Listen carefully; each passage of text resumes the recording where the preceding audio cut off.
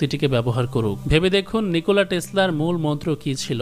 Vibration and frequency, যার দ্বারা পুরো দুনিয়াকে বোঝা সম্ভব বলে তিনি দাবি করতেন।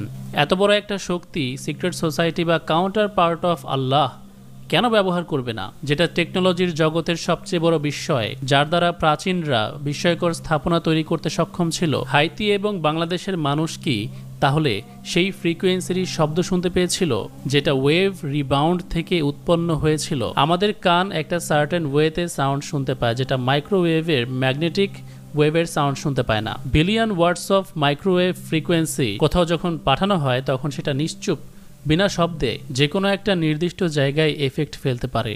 কিছু মানুষ ধারণা করছে বাংলাদেশের ইকোনমিকে ধ্বংস করতে ইন্ডাস্ট্রিয়াল এরিয়াগুলো যেমন নরসিংদী, নারায়ণগঞ্জ, বাড্ডা, রামপুরা, গুলশান, গাজীপুর লক্ষ্য করে ইচ্ছাকৃতভাবে সেগুলো ধ্বংস করার লক্ষ্যে এই ভূমিকম্পগুলো তৈরি করছে। আপনি এ ব্যাপারে কি মনে করেন তা